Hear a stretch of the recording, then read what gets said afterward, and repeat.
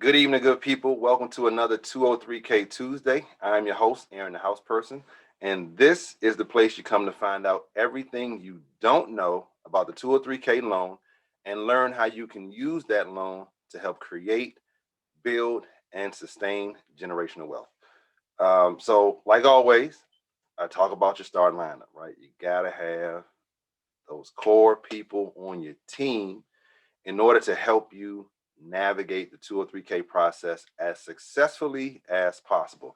You're only as strong as your weakest link, right? So you want to vet the people up front as much as you can. And hopefully, through that vetting process, you'll go ahead and, you know, assemble a pretty strong team because, again, you are the owner, you are the GM, you are the coach, right? The buck stops with you. And although this is something that most of you are not familiar with, haven't gone through things of that nature, this is why I say, having that strong realtor as your point guard is very critical because they will assist you with putting together the rest of your team. And as you go through the process, making sure your team stays engaged. And of course, this is on the buy side, right? If you're somebody who's refinancing, you're not going to reach out to a realtor. You'll go ahead and start with the lender, your shooting guard, that person who's going to score you the funds, right? That bank shot is what you need. But today, I have the pleasure of coming on to the show, Mr. Clayton Miller with Makeover Homes. He is that four, right? Well, he's a little more than that, but started out as that four, that power forward, that contractor who's in the paint, getting down and dirty, making your reality come to fruition, right? So I'm going to go ahead and bring him in now.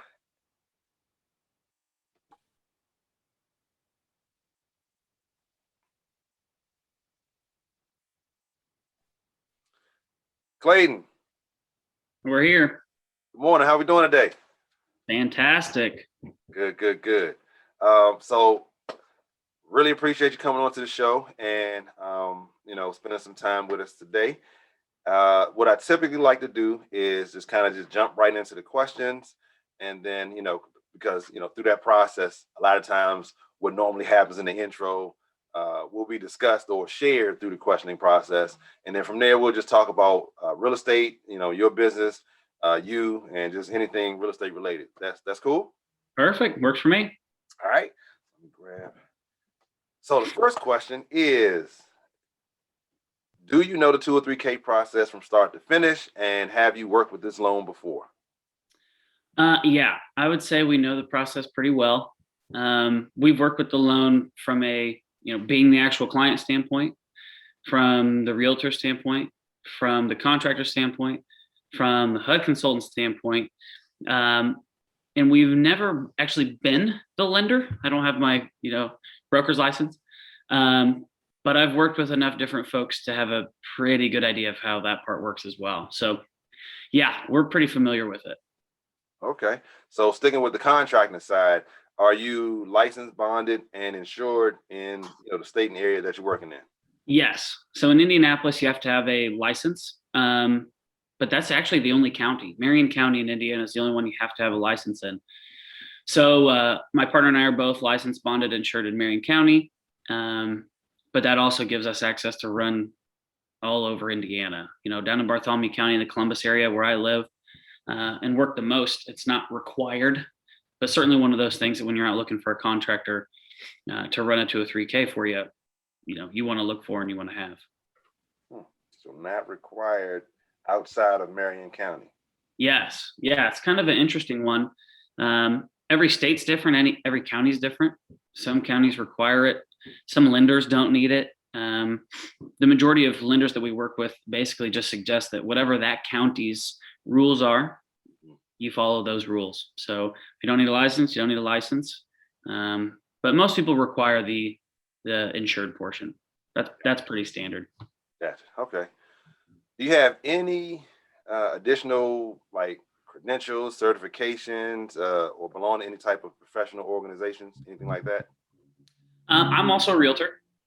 So I'm a licensed contractor. My main partner is licensed realtor, licensed contractor, and then he is a HUD consultant and inspector as well. So he and I make a pretty good team together. I was telling you earlier, my partner's off doing some HUD consulting work this morning, which is why we're missing Tom today. But those are the main things. You know, some people have a lead certification, some people have some other mold certifications. That's not the kind of stuff that we handle.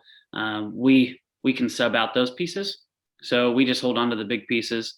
We are a part of Keller Williams Realty Group, and within that, there's all kinds of different groups you can be a part of. But outside of that, other than local investor groups and things like that, that's about it. It's the basics. Okay. Okay. So how long have you and Tom, I guess, been in the business and running your own crew? Um, so Tom's about, I think he's mid-40s. So he's a little bit older than me. He's been in the contracting space for 20 plus years, I believe.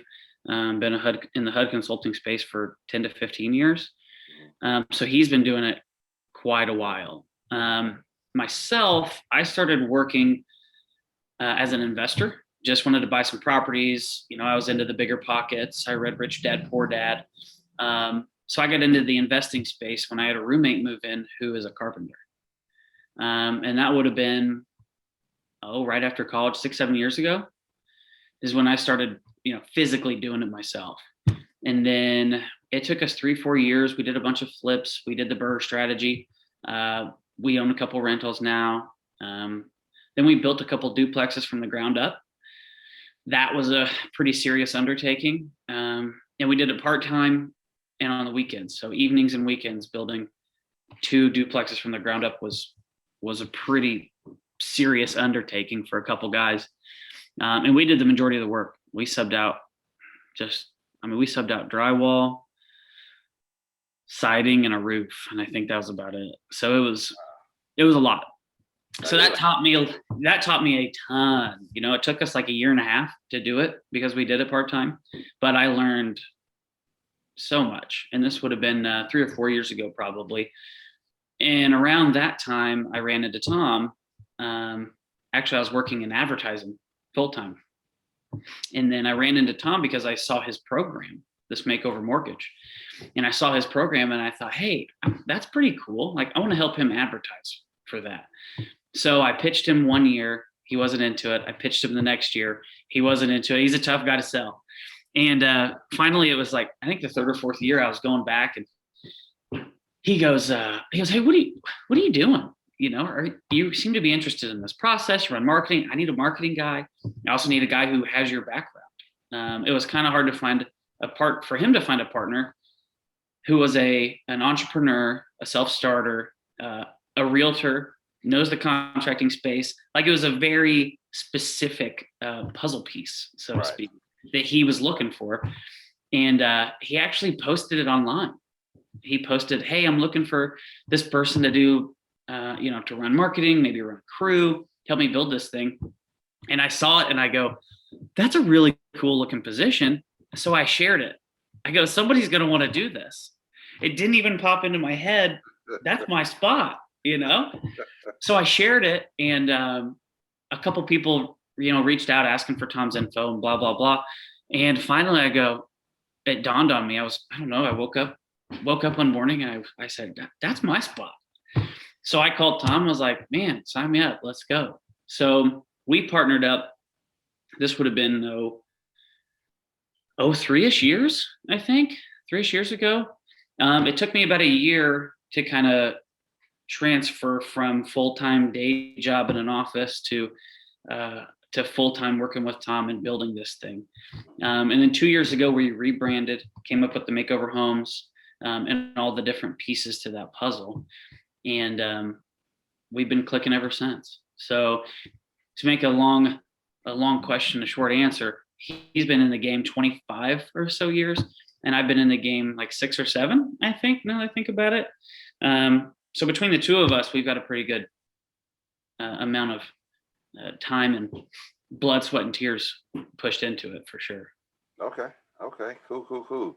That's pretty funny. You were pitching from the marketing standpoint, but then when a different and larger position came from that same source you were pitching to, you passed the rock to somebody else. Here you go. You know. I did. I was like, oh my gosh, this position sounds sweet. Maybe one of my like carpenter or contractor buddies is gonna want to go do this. Mm-hmm. And I started sharing it and saying how cool it'd be. And I was like, quit giving your spot away, man. That's your spot. Go get it. It really was. It really is. So okay. Well, glad you stepped into your role. Yeah, I'm pretty sure Tom is as well. So yeah, good deal. So what would you say is the most complicated 2 or 3K project that you've worked on? And if you know Tom's as well, you can share that one too. Most complicated.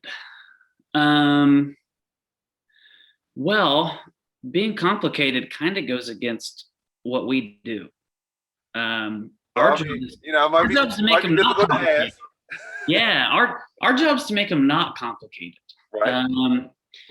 I would say the majority of the complications that we see are jobs that we weren't originally asked to do when the project started. Okay. And that's kind of one of the things that we harp on, and why we think that our process is really cool about streamlining it from A to Z, is because even today, a big chunk of the work that we get done or that we get asked to do is a loan officer or a realtor, sometimes a client, but it's typically one of the professionals who's not part of our network, who got themselves into a project. Let's say I'm or a lender. Let's say I'm the lender on this project for a client. Well, as you know, probably from doing this, doing the show and then doing as many projects as you have, the contractor piece is kind of that's the tough one. There's a lot of contractors out there and they have a bad stigma. And to be honest, I hate that there's a bad stigma out there, but it's also kind of nice for us who are good, because if you're a good contractor, you return phone calls, you get bids put on time, and you do good work, you're going to be successful. Period. End of story. Yep. So we run into bad contractors oftentimes. A lender will say, hey, I've got this client, they've got a house under contract. They closed on their loan. There's this big $150,000 bid that we're getting ready to do. And the contractor just realized that that's coming out of their pocket and they don't get paid until first draw. And can you step in and help us out? And we're like, probably, but we got to take a look at this. The loan's already closed, so you can't really change the bid. So now we're working within those parameters. Well, unfortunately, a lot of contractors also underbid things in order to get the job. So then we open up, we crack open this bid and go, okay, here's what you thought you were going to get done. Here's what we can actually do. So I don't know that there's been any like crazy complicated projects to do, but what we do a lot of is come in and clean up, so to speak, what another contractor has walked away from, bailed on. That's the other thing we run into every once in a while. Contractor will start a job, they'll get their first pay and then disappear. And now we got to come in. Yeah. So now we got to come in, look at what's left of their bid, cut it into the pieces necessary to get it up to FHA standards or to get it at least mainly livable, and basically fix what this other contractor has broken. Wow. That's what we've kind of determined is the trickiest spot of this whole thing is getting the right contractor who knows what they're signing up for, knows what they're doing, has a good bid, all the pieces, and finishes that project. So I'd say that's where we run into the majority of the complications from us getting a call to go fix something standpoint. When they run through us, A to Z, squash them. These are contractors. Everybody that works with us, they've done 100 projects. They know the deal. They know how it goes, and we get jobs done. So I'd say that's the most complicated piece, or at least the piece that's most complicated that we've noticed over the years. Okay, interesting. And that's pretty good, because if you ask most people who is what part of the team is probably the one that's going to cause the most problems, oftentimes they do point to the contractors. They do. And that, whether that be because it takes forever to get paperwork in, they might be good at the work, but the paperwork is, something that's equally important. as far as timelines and things of that nature. And Right. that's one of the major complaints. And then also getting in over your head, underbidding, things of that nature, just to try to get the job. Like you do see a lot of that, unfortunately. And unfortunately, you do see the bailing as well for whatever, that reason may be. Right. And those aren't specific to 203Ks or home style loans. That's just contractors in general. But what we notice a lot of is that the contractor's not educated on what they're going to have to do financially to run a 203K. Yes. And they don't find that out until they close and day one's getting ready to start and they go, where's my down payment? Well, that's not how this works. It's not there. No. And then they freak out and they go, I'm not doing this. I can't get X amount of dollars behind. I got to pay guys on Friday, blah, blah, blah, blah, blah. And they end up walking away. I can't do this, whatever it might be. And that's when we get a phone call that says, hey, can you guys do it? Or do you got a guy? And we typically say yes, if we're able to. So, yeah. So I guess you guys are going to have to add a cape to your outfits now moving forward. Well, not moving forward, but since, it sounds like you've been doing that. So sometimes a bat signal or something. So get you in there when they need you in there to save the day. So right. Well, and that's one of the reasons we created this whole process is because we got tired of doing that. Sure, we'll come in and we'll help and we'll save the day, but it's really difficult to take somebody's bid that someone else put together and figure out, okay, well, that was underbid. This was overbid. How can we basically create a whole new bid with the same dollar to get you the house that you want? And it's time consuming. It oftentimes doesn't pay very well because we're kind of playing catch up, so to speak, with a bid that's too small. The client's not totally happy because they're not getting everything they originally asked for. So it's not a good situation for anybody. Right. So by running through our whole process, we know that they're set up properly from a lending standpoint. The realtor helped them find the house that fits the parameters. The contractor put together a proper bid and they can get the whole thing done right the first time. Because the less we have to use our capes, so to speak, the better. More people are happy. More people are getting what they want. So that's what really blossomed the whole process from A to Z. Okay, gotcha. Now, as far as permits there, I'm not sure what y'all process is, but how many permits would you say you guys have pulled throughout the processes or throughout all the jobs? And I mean, it's a rough number, and let's maybe just say the last year. How many permits would you say you guys have pulled? Well, roughly. Woo. Okay, that's high. That's a high number. Yeah, I mean, if you do 25 jobs in a year, you're pulling at least a permit for each, if not 2 to 3, depending on what mechanicals looks like, and so forth. And that's just the jobs that we physically had to go ask for. These aren't the jobs that because we have a referral network of contractors. So this wouldn't include our other clients that had contractors pull permits. I don't know, 100 last year. Okay, good deal. Would so be basically that means you guys are very good at pulling permits, so that's a good thing. Yeah, that's not the difficult part at all, really. That's the easiest part of the whole game.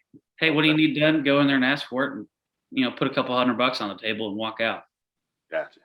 And of course, depending on where you go, the permitting process can be, it could be streamlined or it can be trying to pull that wisdom tooth out the back. So yes, but when we've done enough, we know enough names. They know us. So when we walk in there, we already know what form to fill out. We know how much it costs. Here's your form. Here's the fill out. See you on Thursday. Move on. Good deal. So you guys currently working on any 203K projects? Oh yeah.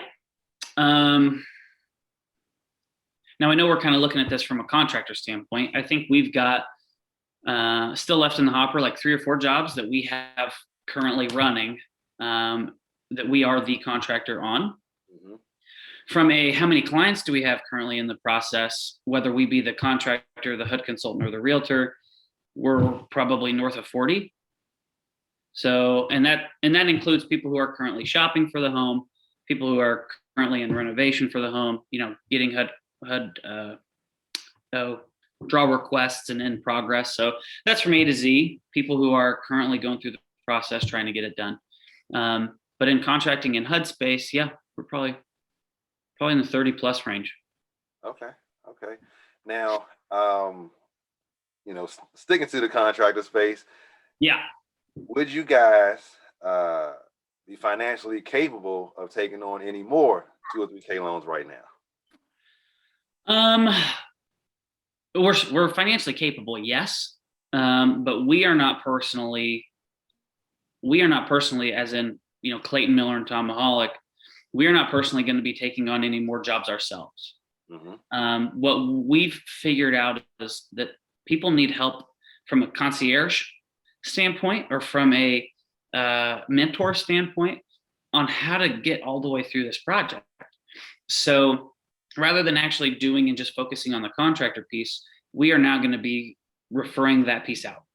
So we've got a book of list of preferred contractors that have signed up with us to be part of our team, so to speak.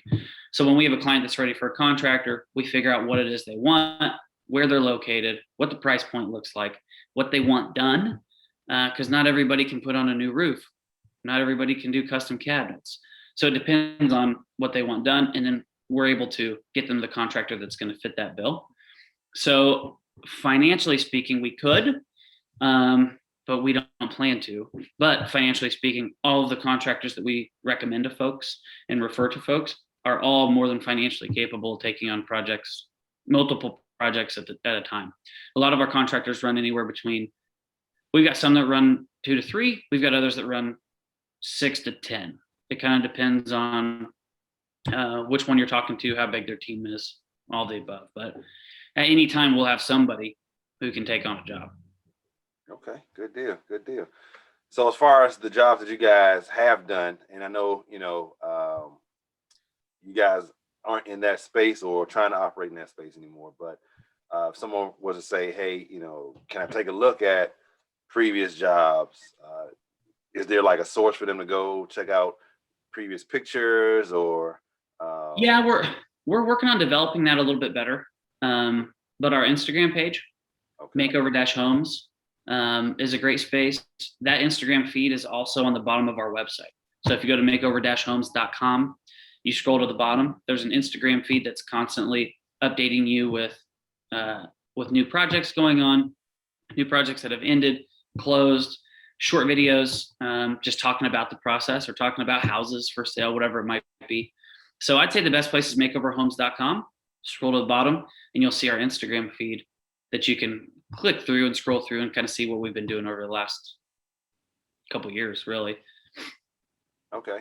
And if someone wanted to speak with like previous clients, would they be able to do that? Would you, have some referrals? And again, you guys are not really operating in that space anymore, but if you were and someone wanted to say, hey, can I talk to some old clients just to make sure they got what they wanted, make sure, they were satisfied and how they vibe with you guys and how they felt about the process.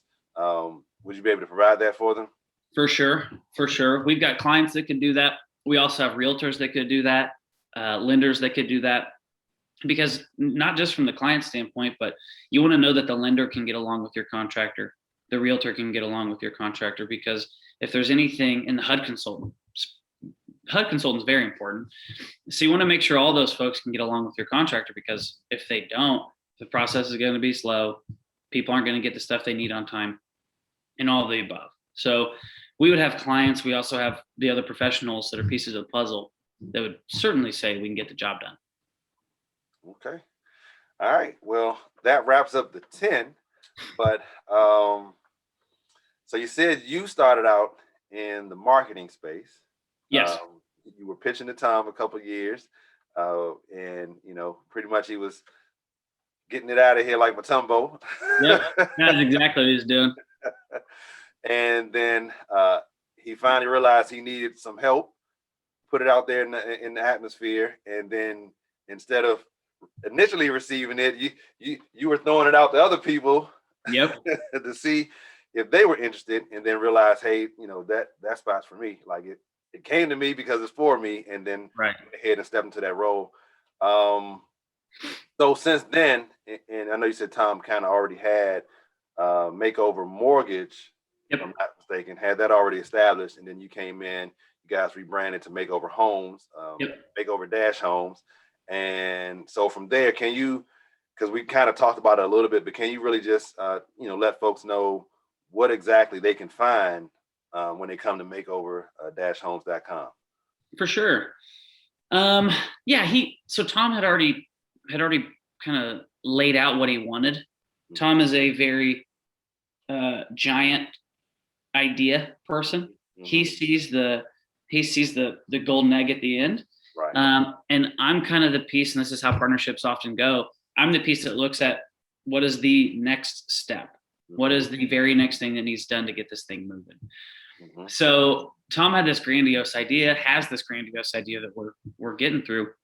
And thus at that point, he had the Makeover Mortgage process trademarked as, here's what we're going to call this thing, because the 203K isn't sexy. 203K is not one that's fun to hear. It's not one that's fun to say. The majority of lenders, realtors, and contractors that hear 203K immediately turn their nose up.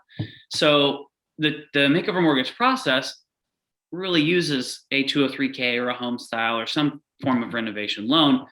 We just don't want to call it that anymore. We want to call it the Makeover Mortgage, and whether that be a 203K or a conventional home style, so be it. But we wanted a nice, sexy name for the process. So he already had Makeover Mortgage put together.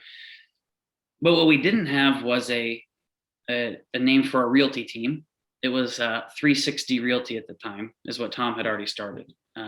Because Tom owned a couple, I think it was FC Tucker franchises in his past years.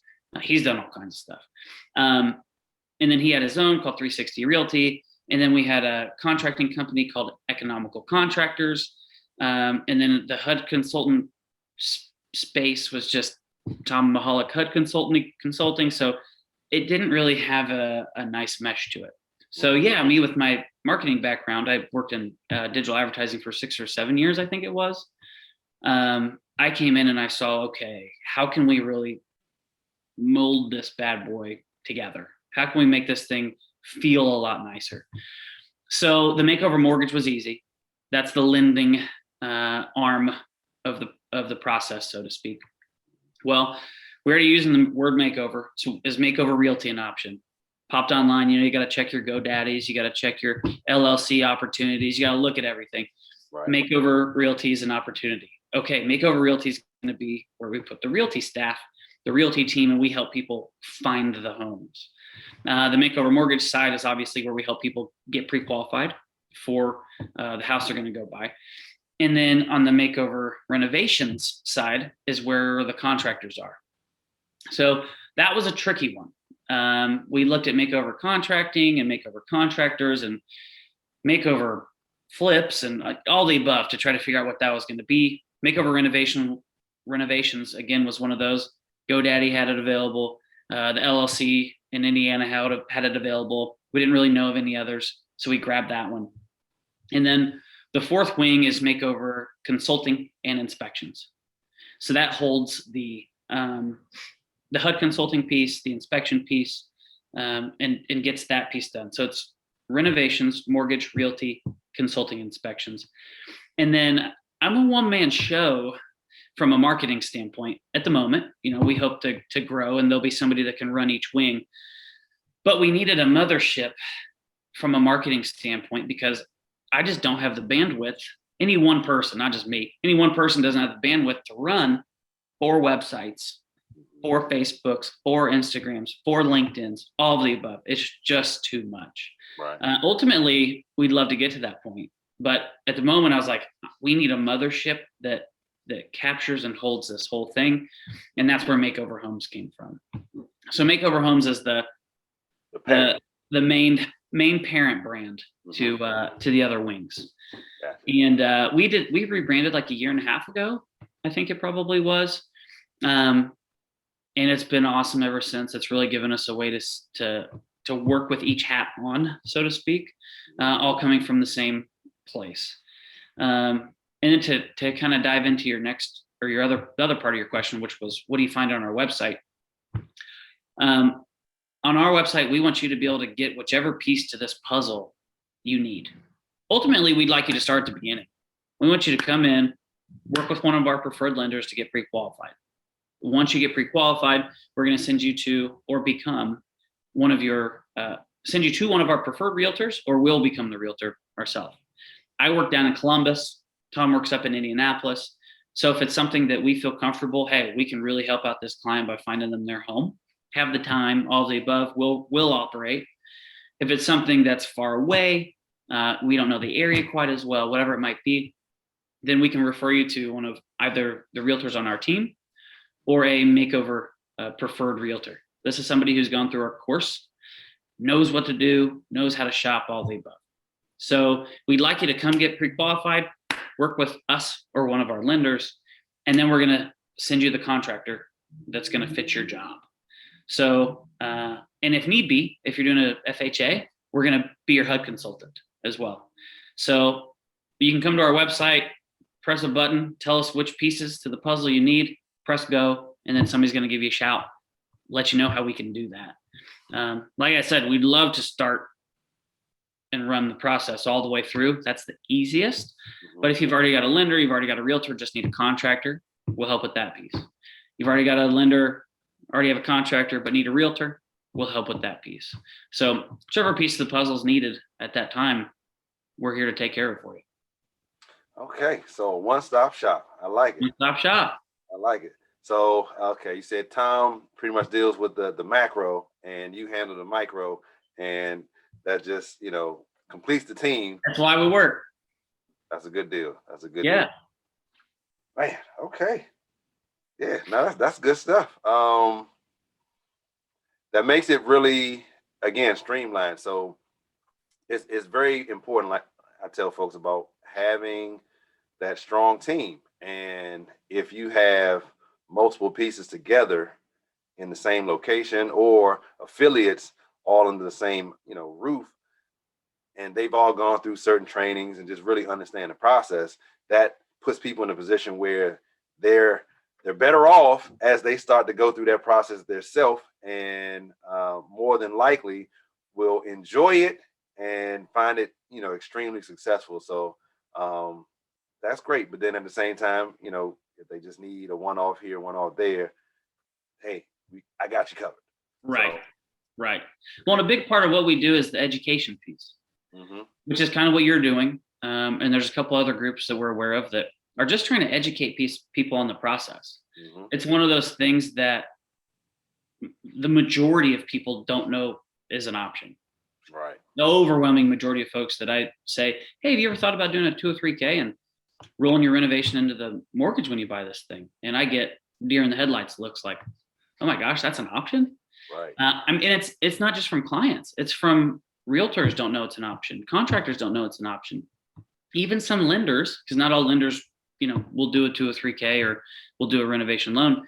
Even some lenders are like, I'm not really familiar with those. I haven't really done one of the above. So one of the biggest roles of that we take on is the coach, the mentor of here's how this process works. Here's what each individual piece needs to do for you. And here's somebody that can do that piece. But really explaining to people how it works, why it works, and why it's the best way to shop. We believe it's the best way to shop for a new house.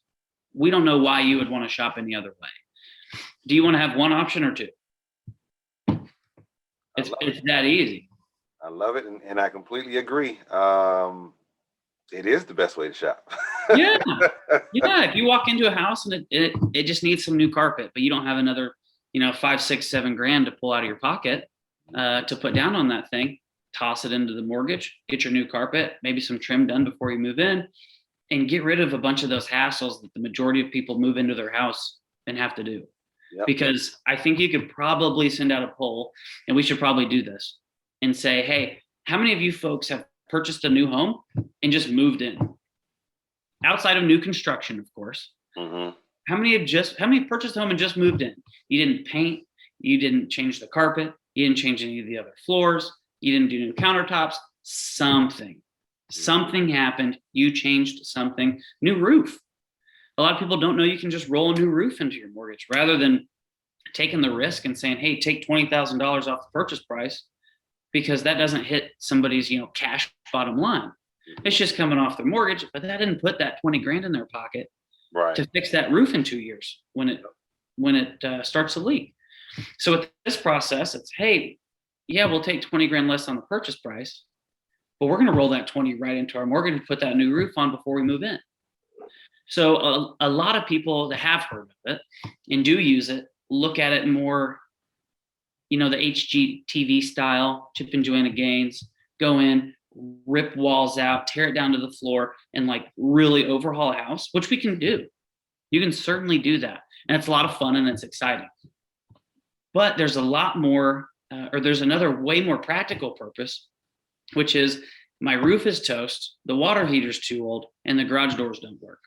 Mm-hmm. Those aren't big, flashy, I'm going to post them on Instagram items, but they're a pain in the butt and they cost a lot of cash to get done after you purchase a home. Absolutely. So that's one thing that we think a lot of people don't really pay attention to and don't focus on is, what I just rattled off is 30 grand. So if we can give people the ability to go buy that house that they were otherwise too afraid to do, didn't have enough cash to do because they couldn't afford to buy it and then pay for all the renovations, now they can do it. They can accomplish it. And if you shop the traditional way, where you just have a mortgage to go buy a house, it significantly cuts the amount of homes that you can look at and you can purchase because you don't have the option. So we think it's a no-brainer. If you can shop two different ways, one's the traditional way and one's the makeover way, it's obvious that one of those is better than the other. Absolutely. And as far as that roof is concerned, definitely a big ticket item and something that I find that people say, hey, I'll just call my homeowner's insurance. And that isn't hassle. Like you really don't want to be relying on your homeowner's insurance policy to get your roof replaced. Right. Because you're going to go through the ringer. Right. So if you can get that done before you move into the home, it's just a peace of mind situation that's absolutely priceless in my opinion. Mm-hmm. So great point. Absolutely great point. Right. So let me see. You mentioned Rich Dad Poor Dad and how you guys started. I think you said college roommate. It was actually a elementary and high school roommate. Oh wow. Okay. So I went to college, came back. Gotcha. So sandbox person, and I believe you said they were a carpenter, and then you kind of jumped in from there and started, I guess, learning from them. Okay. Yeah. So I, went to high school, went to college. I got a degree in economics, but while I was there, I did a bunch of reading and trying to figure out, what am I going to do? Because economics is like as broad as it could be. What do you do with an economics degree? But anything, whatever. But I've also always been relatively entrepreneurial. So I started researching, trying to figure out like where is wealth? Where's the majority of wealth in this nation, but in the world? And the more I read and the more I discovered, I would talk to friends, family friends, other professionals, and like 70 to 80% of them said real estate. If they could go back and start all over, they would figure out how to be in the real estate space, because we're going to keep making people, and people always need a place to live. So the real estate space is here forever. It's where vast wealth is created. Generational wealth can be created with the real estate space. It's a phenomenal vehicle to use. So I said, okay, now with that, what am I going to do with it? I didn't really have any previous, we'll call it handyman or carpenter, plumber, electrician skills. But I knew a thing or two from my economics degree, knew a thing or two about financing. So I said, okay, well, how can I leverage what I know and what I can figure out with the other pieces to the puzzle? Well, I moved back home and I bought my first house. After reading Rich Dad Poor Dad, I bought my first house knowing that I wanted to do some kind of house hacking. So I bought a condo. It had a couple rooms. I got a couple roommates, and it only took me a couple of weeks of living on my own, which I found out I'm not very good at, that I wanted to get a roommate, real fast. And just so happened that where I worked, one of my best friends from uh, earlier years, mothers worked there, and we were just talking about how I bought a place, and well, her son really needed a place to move out of her house. He was ready to go, so I called him up. He came over on a Friday night, and he moved in the next Friday. It was that quick, and we got to chit chatting about what he does, and I learned he's a carpenter, and I go, wait a minute, this is going to work out. So I go, hey, if I can get us the funding, if I can figure out that piece, could you help us flip a house? And he's, well, sure. So we hopped on auctions. We were on Zillow. And this was before I was a realtor, so I didn't have access to my or anything like that, or the MLS. So we were looking all over the place, and we found an off-market house for nothing, for like 20 grand, that had been in a flood and was trashed and all the above. So we went in and we bought it. And again, in the evenings and on the weekends, tore it down to nothing, started over, rebuilt it, and rented it out using the Burr method to get all of our cash back.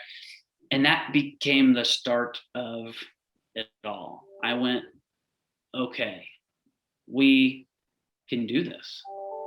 So just he and I, for the next couple of years, we did another house or two. I learned a lot more through him. He pretty much taught me everything that I know. And that's from carpentry to plumbing to electric to, we don't do drywall. We don't touch that stuff. That's for the pros. That's an art. But, put on a new roof, driveway, concrete work, all the above. So he taught me all of that stuff. And we just continued to roll. We'd find a new place, we'd buy it, we'd rent it out. We'd find a new place, we'd buy it, we'd flip it, whatever it might be. All part-time, because I needed a, quote unquote day job to get the bills paid and then to build up a fund to go buy these homes with.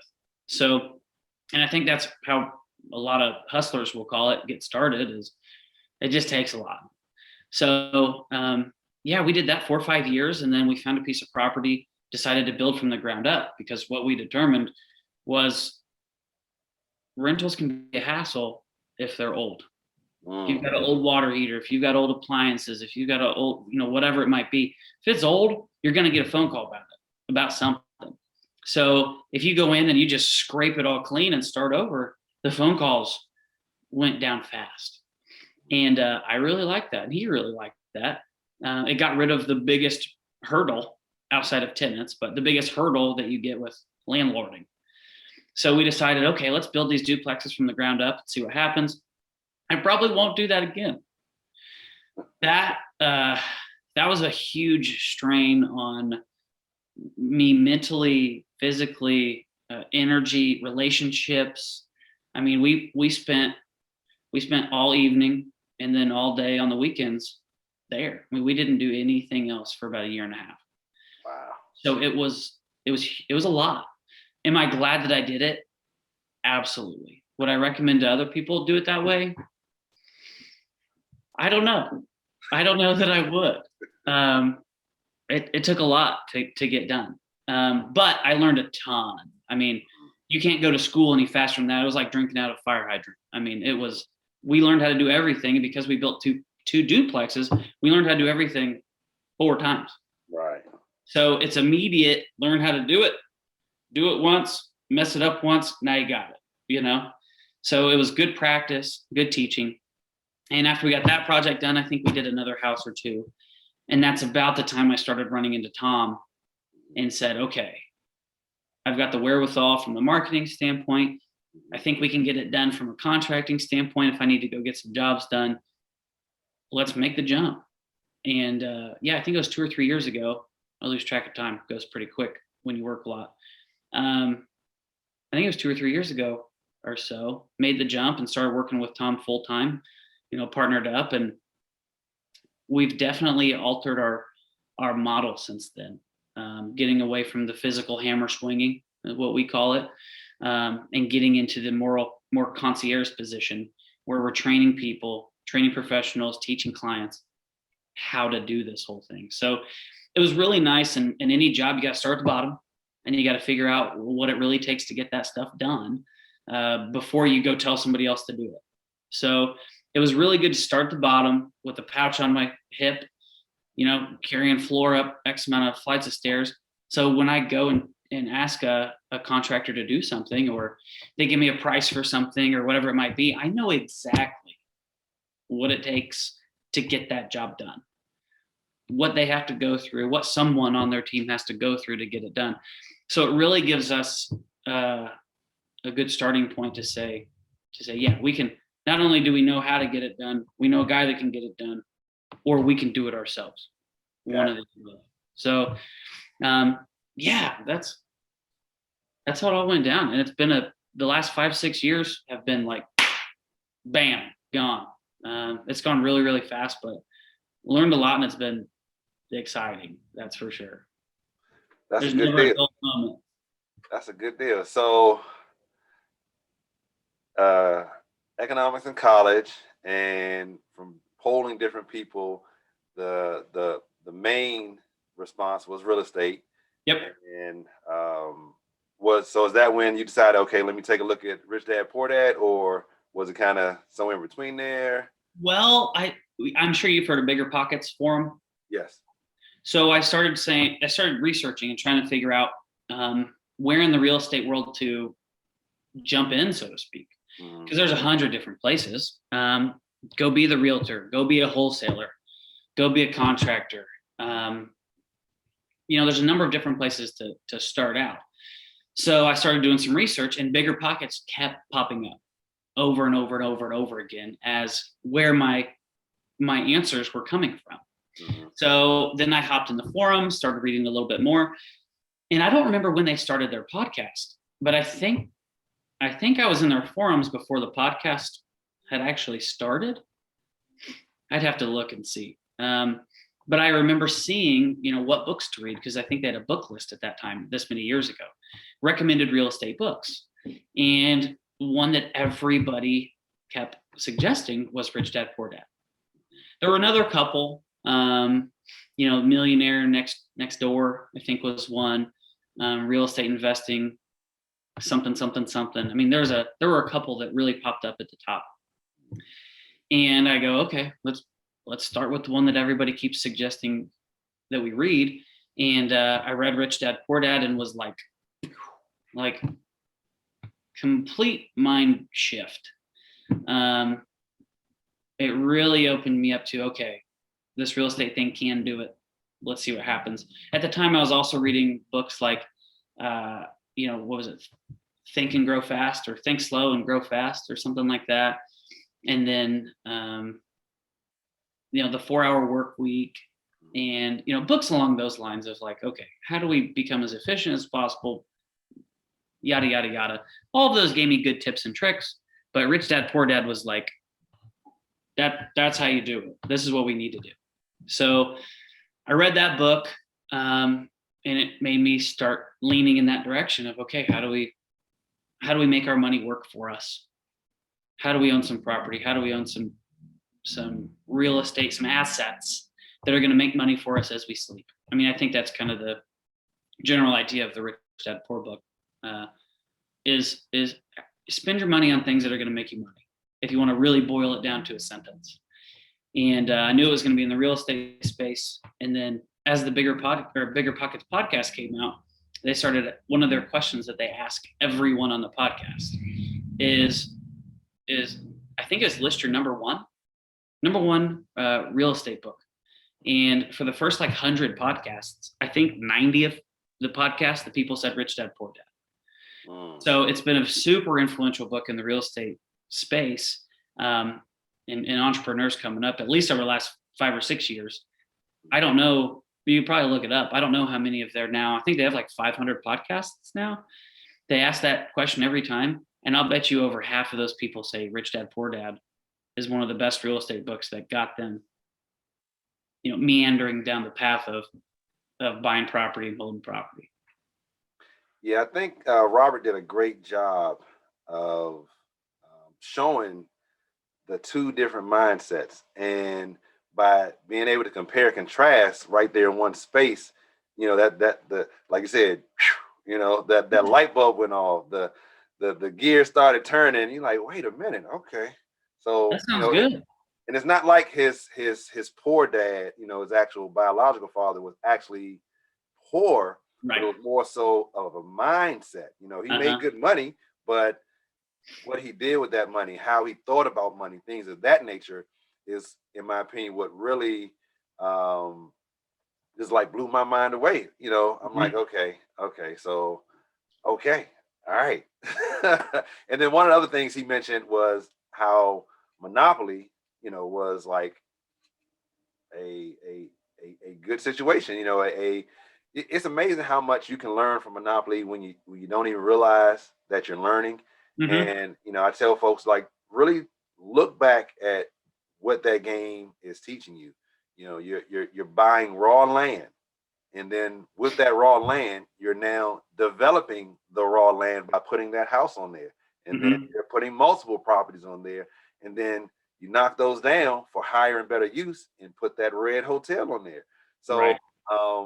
but if no one takes the time to really break down what you just experienced and put it in layman's terms, put it in a something that's actually receivable, you don't really understand what you just learned. No. And yeah, so between Rich Dad Poor Dad and Monopoly, like, those are really um, eye-opening situations. Right. Well, and it's funny you bring up Monopoly, and if my mother watches this and gets this far through, she's going to get a laugh out of this. Um, we played Monopoly all the time growing up. It just happened to be one of my favorite games. Mhm. I mean, I was so anal about playing that game that I would roll for other people.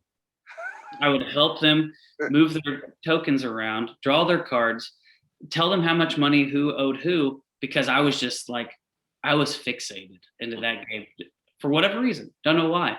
Mhm. And I mean, it'd get to the point, and my mom brings this up all the time. It'd get to the point where if things weren't going my way because of a luck standpoint, it was just out of my control. I rolled too many of the wrong X, landed on the wrong stuff.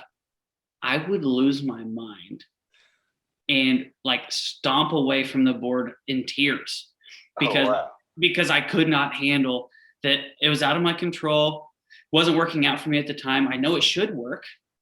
I know based on all the moves I've played, this should be working out well, and it's not. And I would get so engrossed in that game that I'd lose. And this is when I was, what, 5, 6, 7 years old. So I don't know that I would stomp away and cry from a game at this point. But I would still get into it pretty deep. So it's always been a game that I loved growing up. And I think it's I never really thought about it until you just brought it up, that was definitely a precursor. Of what you're doing right now. Yeah, Absolutely. yeah. It's Absolutely. never really clicked, but wow, wow. Yep. And I would say, you going through that experience and even the stomping and walking off, that in a sense prepares you for building those two duplexes or the two duplexes twice. For So sure, because I was lucky enough that my parents would say, "Cut it out, mhm. come back, sit down. We're going to finish this game," and that made me come back, sit down. Okay, regroup. When things don't work out, we got to regroup. What are we going to do? And every once in a while, I would come back and win. There you And go. when that happens, I think that really reinforced stick with it. Keep pushing. Things are not going to go your way most of the time, more than likely. But the more at bats you give yourself, the more you try, the more you stick in there and stick with it. More often than not, you're going to find that you can find a way to persevere and move on. So fortunately, I had the parents that would grab me by the back of the neck and say, "You sit your butt back down in this chair. We're going to finish this game." Absolutely. And yeah, I think to your point, you're right. It kind of prepared me for, at least if it was a small lesson at the time, for the rest of life and what I'm doing now. So yeah, cool. I hadn't really considered that until right now. Kind of neat. Shout out to mom and dad, Yep. for pulling you back in and not letting you run off and create a habit of that. Actually, Right. that's not the habit that you want to have. You want to Absolutely be not. able to finish. You want to be able to push through whatever situation you're going through and complete it. You know, it might not be the ideal situation, but you know, learning that lesson early, I think definitely is more beneficial than not. So Right. yes, Right. kudos to them. For sure. For sure. Absolutely. So I saw a couple things on Facebook, well, not Facebook, but IG, and you know, it definitely looks like freshly cut tree, but in the shape of a table, in the shape of a chair or bench. Can you talk a little bit about that real quick? Yeah. And it's funny. That's another one that the building the duplexes taught me. Um, the first couple projects that I worked on, the property that we bought to build the duplexes had a giant cedar tree on, Mm-hmm. and so we had to cut down, and I think like a leftover 8, maybe 9 foot stump, or not stump, but section of this tree was left over, and just sat there on the side of the property forever until finally I was like, all right, guys, maybe I can make something cool out of that one day. People are doing this live edge stuff. This was like 5 years ago. When the live edge 4 years ago, when the live edge stuff started really coming into it, and I go, maybe I'll figure out something to do with that one of these days. So we drug it back from the property. I threw it on the side of the road at my house. It just sat in a dead end for like a year and a half. And finally I decided, okay, let's do something with this. So I had to buy a chainsaw and a mill for the chainsaw, like a little connection. And I started cutting these big long slabs out of this cedar wood. My grandfather was a carpenter. His father was a carpenter, on both sides of my family. So there's been a lot of carpentry and then just MacGyverism, if that's a term. A lot of just get it figured out kind of stuff going on. So a combination of that just kind of being in my blood, me being interested in it, and my wife going, wouldn't this be cool? Made me go, okay, let's go ahead and get started on this thing and see. So ripped them into a couple slabs, just totally winging it. Figured out how to get them planed, not the right way, but got it done. Spent hours and hours when it could have been 15, 20 minutes because I was using my shop and what I had on me at the time. Got them finished, put legs on them, and it was like, here you go. This is what it turned into. So we had one in our house, and people kept coming over and saying, oh my gosh, that's so cool. Where did you guys get that? I said, well, from my garage. Something I've just been tinkering on over the last, thinking about over the last couple of years, and finally decided to do. And they go, well, could you make me one? And I'd say, could. Not really what I'm doing it for, but if I make something that you end up liking, I would probably sell it to you. So I never I never have, and never, I never say never. I haven't, and probably won't take, custom orders, so to speak, to build stuff. But it's something that I really enjoy doing for myself. I'm pretty ate up by work. When you're an entrepreneur, there's always work to be done. Yeah. At all times. It never stops. So outside of exercise and some outdoor stuff with the kids with the kid and wife, one of the ways I get away and kind of get out of my head is in my wood shop. So if I make something that's cool and somebody wants to buy it, sure, you can have it. I'm not making them for any specific reason or purpose or use. I'm just looking at it. That's what it could be. Make it cool. Somebody inevitably ends up wanting it, even if it's for significantly less than what I'd like to give it away for. So I just enjoy it. It's a good way for me to get out of my headspace, get into flow. It's definitely a way for me to get into flow and really focus. I mean, I can lose hours in my workshop. They absolutely disappear. So yeah, I think I just enjoy it. And then actually the barnwood, I made a couple of barnwood tables that we ripped a bunch of barnwood out of someone's house. they had a flood. The bottom like 6 inches of a whole basement's worth of barnwood got wrecked, molded, ruined. So I said, hey, throw those on my trailer when we're pulling them out. So I went through, cut the bottom off every single one, planed them, and now they're awesome barnwood pieces. And I've built tables and doors and other stuff with them. So the job has given me all of my material. Now that I think about it, the one came from the duplexes.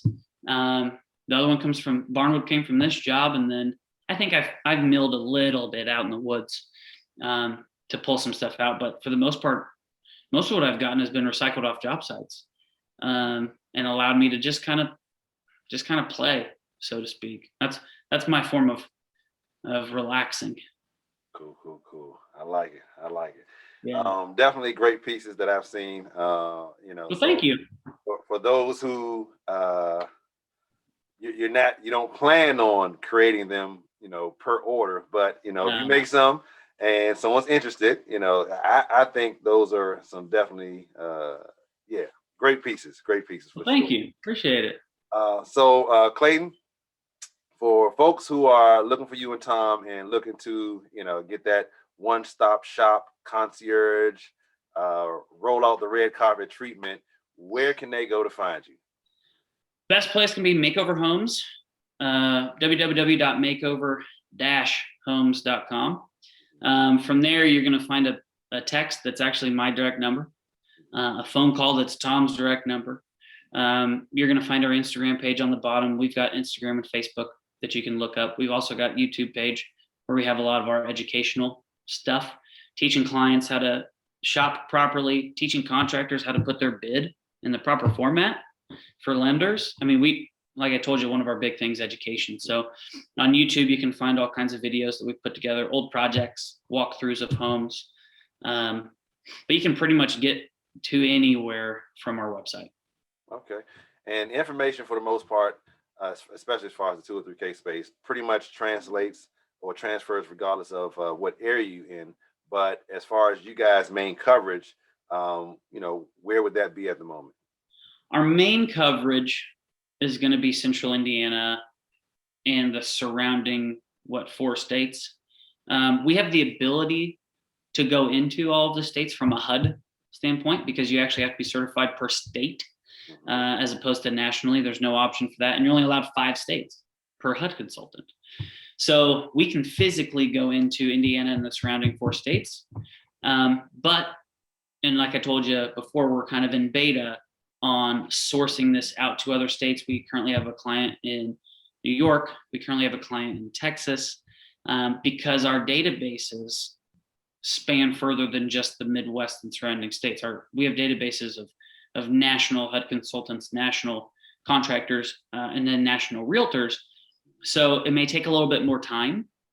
If you're outside of our Midwest area, it may be a little bit slower process, but we can find a way to get it done.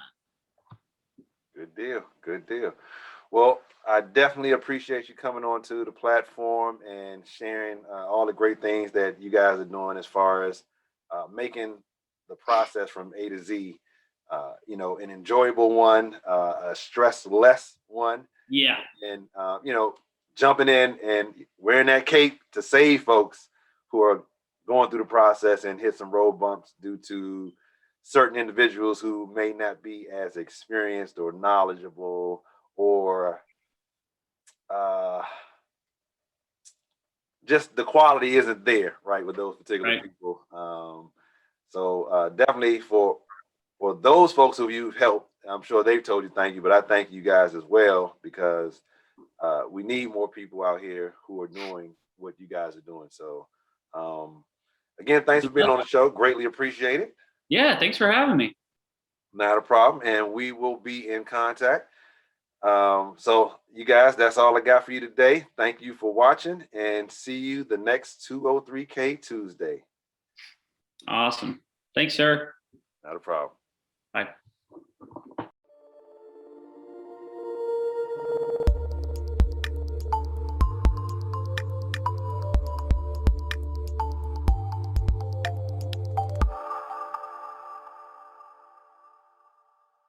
Be sure to like, subscribe, share, and ring that bell.